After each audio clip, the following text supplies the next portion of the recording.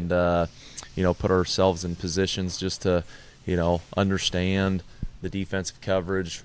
Where is that little opening? Good teams aren't going to give you a whole lot of opening, but you just got to find a way to get it done, and we've worked on that the last few weeks, and it was good to see last night. That was that's still coming. We're not as good as we can be. We're not as good as we maybe have been in the past, but slow progression through many stages gets you where you need to go, and we got 1 week left to kind of keep adding to that before we hit when it really, really matters. Yeah, and that just kind of talking about that, and last night's passes and catches, nobody was really wide open. We were making contested catches. Brady made one over the middle, a little toe tap in the end zone from Bruns, over the shoulder to Griner. It's better to see those than a wide open play where it could go either way. Those contested catches are going to what's matter, going in the next couple weeks. I feel like we always have a big senior class, but this senior class has kind of played quite a bit throughout, from sophomore to junior to senior year. We got a lot of young faces too, but kind of talk about that experience that these players have come up. We're going to be going on, 6 straight titles?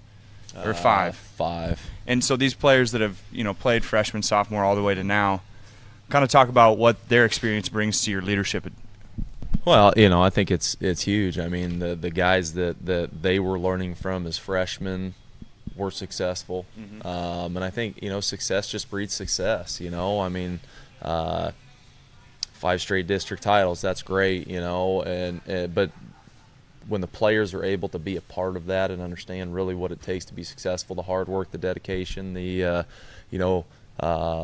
ownership within the team, it just continues to build, and then it becomes an expectation. And when things become an expectation, you maybe feel a little more pressure to get it done. And I think the leadership we've got, we've always got guys that are good leaders. We struggle with finding those vocal leaders. We've got a ton of good kids that lead by example, and that is fantastic. You've got to have those guys, and we've just got to find a few more guys to step up, get out of their comfort zone, and be a vocal leader. And usually we have 1 or 2 every year, and that's perfectly fine.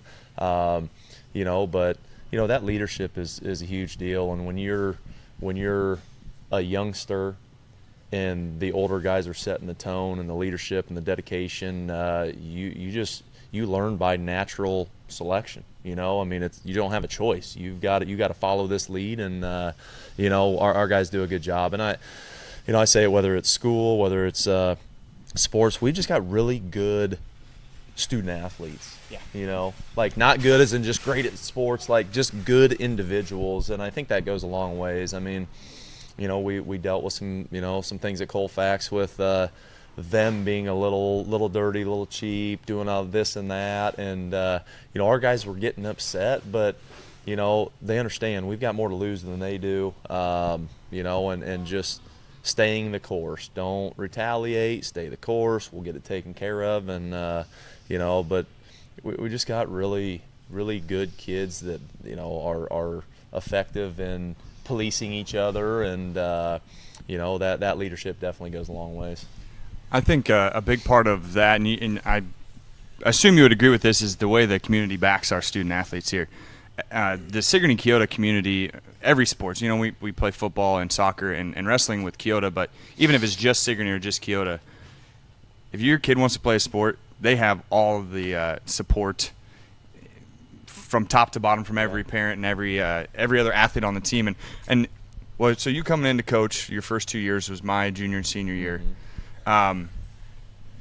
Did you see that kind of when you came in? It was a big change from the regime that we had to switching over, and I think that you have built it back astoundingly in this, because I'll be honest with you, it was kind of falling apart when you first came in here, and I'm going to dive a little deep, and we didn't really talk about this, but you have done a wonderful job, Coach, of bringing it back to the Sigourney Keota community, making Cobra football again. So kind of talk about how you feel about, again, the legacy. It's a lot to do with the players, but it starts with you as a coach. Well, I think when I came in, everybody strives for, and his son Clint took over for, I think, 2 years. One, okay. Then Shilp came in for 2. Okay. when I came in that senior class, I was their third coach. Yep. In 4 years, so I think the trust level there might not have been great. Okay, it's just another guy coming in, and whatever, and that's not their fault. They were just in a situation where they had a coach, learned what that coach wanted them to learn, had another coach. Now we're doing something different than me coming in.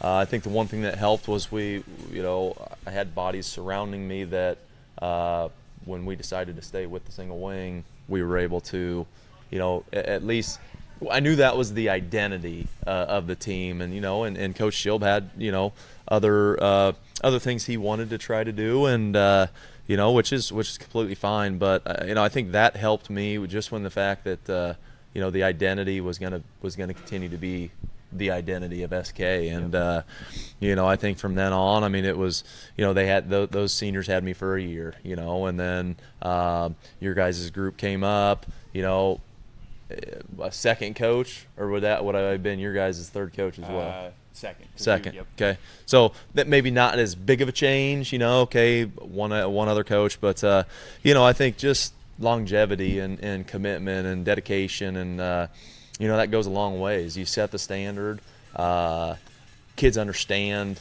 the expectation, where if you got change year after year, every couple of years, that expectation completely changes all the time, and we just strive to make the SK community proud, and knowing that they have seen elite football, state championships, all that, there's some big shoes to fill, and we've got to make sure that our mindset is we got to make sure we continue to progress and continue this legacy, and SK is the winningest shared program in the history of Iowa football, and we want to keep it that way.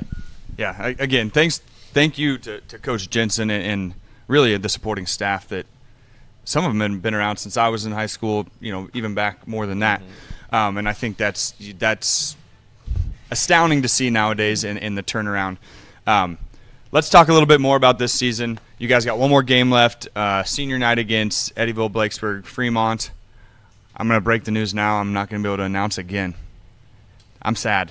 I'm sad about it. But, hey, I'm looking forward to the playoffs. I'll be here for the playoffs. I've had a concert on my docket since February. Yep.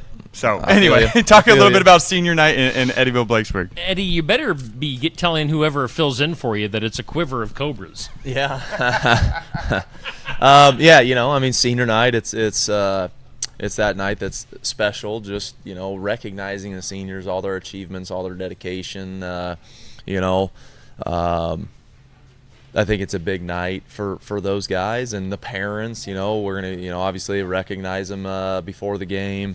A little special addition to this senior night is Coach Howard's coming back, and there's going to be a dedication to him at halftime as well. So, it's going to be a big night. Hopefully we get a ton of folks there. For those seniors, just one last time, hey, thank you very much, and congratulations on your success, even though the work isn't done. But then to have Coach Howard coming back and kind of, just the thanks for what he did for this program years and years ago. No one's ever going to forget what Bob was able to accomplish and what the standard Bob set, or Coach Howard set, for this program, and we're still trying to fill those shoes and live up to his achievements. Going to be a tough thing to talk about, but what do you think our first game of the season, played PCM, who's now a ranked team, looked rough for us. How has that fueled the players this year to be like, all right, we got this, we can do this, we can push it. Don't let that first game kind of set the tone for the rest of the season. And they haven't. They came out and they've knocked down some big-time opponents. Mid-Prairie, which is a class above us. Teams that we thought were going to be a tough game, we out-physicaled them. We found a way. Yeah. So kind of talk about how that's fueled the push for this season. Well, I think a lot of people from the outside probably saw that first game, and I think there was already talk with just last year's seniors, who we lost, how are you going to fill those shoes? Oh, okay, SK is going to be down. I mean, I heard that stuff, and I think that just kind of internally fueled us throughout the summer. And to come out, take a loss the first game against an elite PCM football team. I mean, they are on I don't track. think anybody thought that they were going to be as good as this year as they came out and looked. Not during week one. Correct. Yes, correct. But the beauty was, from the outside, it probably looked like we played like crap. But, when you're diving in on the film, we were going to the right place. We were doing the right thing. We just couldn't physically win some of those matchups. I will say that's one thing that we talked about up in the press boxes. We didn't look sloppy. We were going the right places. They were big. They were fast. Yes. I think that caught us. I think it might have caught us off guard more than anything, Yeah. because we played them last year. We should have beat them last year. Yep. But I think that has set the tone for this season. I mean, the players, we're going back to Bruns being physical. Mm-hmm. I don't think he'd be as physical as that if he didn't get his butt kicked that first week. Yeah. I think, losses, you learn a lot more about your team in losses than you do about wins. And, we were able to see that, hey, guys, we're on track. Mm-hmm. This team is just that good. And I didn't feel that anybody felt like, oh, no, But that first game, we had a lot of guys having their first start, whereas PCM had the majority of their guys coming back from last year's starters. And, so they were playing, their coach even said, it felt like this felt like we were week 8 already, where we felt like we were week 1. And, that showed. But, the resilience of our guys, I think they've got belief in us as coaches to put them in the right position to be successful. And I think that shows, these last 6 games or whatever, we understood that wasn't going to define who we were. That was just one loss, and you learn from it, and you try to work on what you need to work on and get that win the next week. And we've just continued to stack the wins week after week after that. Yeah, so we got one more week of regular season, then we're going into postseason. I don't know if they have the matchups yet, what district we'll be going against. And, again, you don't really want to talk about postseason with one more week left. But the guys we got have some postseason experience. They know what to expect. Talk about how you're going to kind of maybe prep them into not looking towards it, but understanding that that's something they need to be prepared for. Yeah, I mean, we've already been talking about that the last few weeks, after we got through Pleasantville and Pella Christian. Okay, hey, arguably on paper, Colfax and EBF probably shouldn't beat us. I mean, that just paper-wise, now anything can happen, and that's what we talk about, but it's not about just focusing on this team. It's about preparing ourselves for that first round of the playoffs. Understand what the team that we're playing wants to do and wants to accomplish, and understand our scheme trying to defend it. But we've got to continue to get better leading into that 9th week. And, I think we did that this week. It's easy to overlook people, but when your coaches are constantly saying, don't worry about the opponent, worry about us, worried about us, and that just kind of gets ingrained in the mind. We're not looking too far ahead, and playoff-wise, we know, assuming we'll be a 1 seed, we know we're going to play a 4, but from where, we don't know. So, you can't spend too much time worrying about that stuff. We'll know that Saturday morning, but we're just focused on getting better, continuing to progress, and, the next opponent ahead is who we're playing, and we got to go out and show what we can do. So you just mentioned this. After Friday night's game against EBF, they'll have the district matchups come out Saturday. Is that correct? Yep, Saturday morning. This season has been fun to watch, to be a part of. Again, I know I've only got to announce 2 games, but watching the players get together, you got a young – Braden, let's just say Braden Wood. He's a young kid. He's a junior coming in. He's playing like a senior. He's playing like he's got more experience under his belt than he does. Defensive-wise, a lot of young kids out there, again, making big plays. I got a shout-out to family member Landon Conrad making a big play last night, putting them up 13-0, one offensive play. Yep. But that's just, somebody gets hurt, freshman, sophomore comes in, and that's the depth of SK football. Kind of talk about how those young kids look up to them, and then they bite at the chance to get in there. Yeah, I mean, the reality of it is with as many guys as we have, when we break up in practice, we've got we've got basically the juniors and seniors, maybe a few sophomores down with the varsity, and then freshmen and sophomores down with the JV. And you always try to prepare individual drills and stuff. We all work together, but once we go team, we break. So those guys are still getting those reps that they need to team-wise, but they're also with the rest of the group individual-wise. So, you're able to they're able to see what the older guys are doing, how they're doing it, and then trying to put that in play. And, after last week having some injuries in the defensive backfield, it was – and had some sicknesses. We the next guy up was a sophomore, and that was Landon Conrad, and he ended up starting last night. And Glendo was back from being sick. Chase Hafley was sick; he was back, so we were able to kind of fill some of those guys in. But and when they get their opportunity, they've got to have that sense of urgency to get it done. And I think at times we have that sense of urgency, and this isn't even just with the young guys, but, defensive back-wise, the last couple of weeks, we got beaten over the top. I mean, we've given up touchdown passes that are are unacceptable. I can live with it if we're doing what we're supposed to be doing. We're in good body position. We're turning. We're jamming. We're running. But when we're not doing all those things, typically bad things happen, and we've seen that the last few weeks. So, it's kind of a learning curve, though. I mean, there's young guys. We've got, 2 seniors playing in the back 4, and then, like last night, the rest of the kids were sophomores. So, it's or one junior actually as well. But, you've got to prepare those guys. You never know when you're going to have to go in, and we kind of talked all week, be prepared. We're short. We're dinged up. We got guys out. You've got to make sure that you're prepared and ready to go. And I think at times we looked prepared. At other times we didn't look like we kind of knew what was going on. So we got some room for growth with those young guys, but I am happy with them being able to step in and give us what they give us. And that's something that's a little different than we were talking to Coach Weber from Pekin, is maybe not as hard of a schedule. A lot of games are blowouts. A lot of their younger kids get to play. We've been in some dogfights. Mm-hmm. We've had 4 or 5 games this year where our starters are playing to the end of the game. Yep.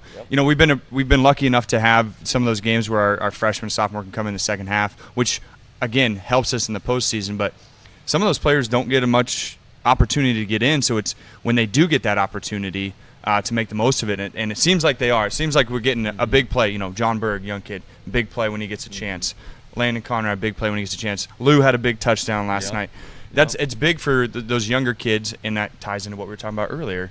Coming in next year when they got that experience, and the year after, kind of bring what they've learned up to the upper class level. Yeah, no, I agree. And the beauty is with our numbers, we've had a ton of freshman games prior to the varsity games. We've every Monday we've had a game. So before it was just Monday, Friday, Monday, Friday. You rarely had curtain raisers. But with our numbers, we just knew guys needed reps, and I think that it's a little taxing on them. Some of them are playing those Friday curtain raisers and then turning around and having to fill in positions for a Monday game. But experience is experience, whether it's freshman, JV, or varsity. That experience is gonna build the team into the direction you want to build it. And just any rep you can get, take advantage of it, and make the best of it, and show the coaches why you deserve to play. Again, I'm ecstatic about the way the SK football season has went this year. Again, next week's the last regular season game. I want to give one shout-out because I know you're a Nebraska fan. What about this Raiola kid? How do you feel about that? I mean, Patrick Mahomes Jr. Yeah, we've been down. We've been down, man. He's I'm not going to say he's the savior, but what he's doing as a freshman is brought a spark. Yeah. It's brought a spark, and I think Coach Rule has everywhere he's been, he's shown that he can rebuild a program, and I'm happy we got him decommitted from Georgia, and you know, has the family ties with Nebraska. His dad was an offensive lineman for us, and you know, so getting him, his brother, who's I think a 2026 or 2027 I just heard graduate, he's committed. So Bigger and faster, I think. well, yeah, we'll see. I don't know. We can bring as many reels in as possible, but you know, that kid's going to be really good, and you know, everybody gives him, you know, social media gives him crap about he's trying to be Mahomes. Well, you know what? Hey, if you want to be the best, you may as well mimic the best, and you know, and he says that that's been his style from day one. So whatever. You know, but he works with Mahomes and his throwing coaches and stuff. So a lot of the body mechanics, throwing our arm angles and stuff. Well, where's he learning it from? He's learning it from Mahomes. And they talk about him on social media and in the sports centers. He's showing up. It's not like he came in and flopped. No. He's showing up. He's showing that he can play as a freshman. I'm looking forward to the last game of the regular season, Iowa and Nebraska. Looking forward to that. Yep. Steve, what do you have to note on that? Microphone on first. Enough Nebraska talk. Go Big Red. Before we do get out of here, I do have my man Clint Dye sent me a couple of quick videos from last night's game, Coach. We're going to play right now. It's an 18-second clip of Isaac Bruns with his 71-yard touchdown run. That's what we're looking at right now. Again, going over that 1,000-yard mark and getting that touchdown. Colfax Mingo, by the way, from the looks of this video, has a tremendous facility. Any comments on that? It's beautiful. I mean, it's a really, really nice facility. I think that, you know, it's so low compared to where their parking lot and stuff is up top that you know, the view from up there is fantastic. My dad couldn't make it down the 98 steps down or the zigzag ramp that goes down, so that he just stood up top on the visitors side or on the home side, and he said you could just see everything. That was the best place for me to be. And you know, I don't know, I asked their coach, I said, man, what's something like this cost? And it's his first year. He's like, I don't know, I didn't even ask. But they've done it right, and you know, I don't know what their field looked like before, but you know, this thing it's probably a nice high school field I've really been to. I'd probably put it up against some of the larger schools. I used to think Pella Christian had the nicest, and this looked 100 times better. And they were talking about in the other live stream is you could, where the press box was sitting, you could barely see the field. Yeah. They were having a hard time reading names on jerseys, so it must be a big setup. And again, did it have a track? There's a track on there. 6 or 8 lane. Yep, 8. You know I'm a track guy, so I got to ask. 8. 2 long jump pits. I mean, that's impressive. They did it right. When they did it right. For being a 2A school, you don't see that around here very much. The other play that we're going to look at here is the block kick that got returned. Looks like for a touchdown. Maybe who got the block? Who returned it for a touchdown? Yeah, I believe Jacob Leib got the block. It's either him or Caden Clarahan, I believe. And it looks. I'm just watching the play as it's unfolding here. They blocked the kick, and then they couldn't have stood and watched because nobody really. I think everybody thought like it was an extra point where okay, it's just you can't return it, and I'm just like, get it. And then they finally realized, pick it up, go. I mean, Colfax Mingo, they once it got blocked, they were just turning and walking the other direction. Yeah. You know, and the camera didn't even catch. I don't think the camera, when I was seeing, didn't even catch it until they were already in the end zone. Yep. And you could just see nobody paid attention. Then all of a sudden it was just like a stream of all the players started running down the field. Yep. Good stuff. Is that going to do our show? I will say I have put out a feeler to Coach Howard to possibly, if he's going to stay in town next weekend, which I don't know. Hopefully he does. Yeah. But I have sent out an invite to Coach Howard to be a guest on next week's show, along with you and Coach Weber. So it could be a really interesting show next week. I got one more thing. Have you had a chance to go out on the lake with Kirk Albert this year? I have not. I have honestly, like this summer, he sent me a couple dates, and none of them worked for me. And you know, he's definitely an early starter. You know, it's been a few years since him and I went out. We took Jaden, and Jaden was pretty young. And now it's like 7th grader, and He's about as tall as so you are it's- now, Dan. Yeah, it's I haven't, but I always follow him on his Facebook. Man, that guy can fish like a madman. I had one date set up with him. We were going to go out on a Friday morning. Thursday night comes around, a storm rolls in, and he's like, it's going to start raining right when we want to be on the water. So I didn't get to go out. Maybe we'll make one more time this fall. He likes those cold weather days. cold weather mornings. All right, guys. Well, we'll call it a show for this Saturday morning. Again, thanks to Coach Jensen and to Coach Weber. Again, we were going to have English Valley's Brendan Grimm in this morning, but he had some illness in his household that kept him at home. So we'll get him rescheduled in the future. But we thank Eddie Conrad for being our guest host this morning. Appreciate you, Eddie, and appreciate you always helping out when we need you here on Steve Shetler Media. So that'll do it for today's show. You guys are off the screen, just so you know. We do thank Brothers Market for always being our host venue. Savings are made simple. ShopBrothersMarket.com. Go there. Digital coupons, earn rewards, deal of the week, shopping deals, and download that Brothers Market app. It is a smart way to shop. We'll be back here next week at 8 a.m. Saturday morning for your next sports section here on Steve Shetler Media.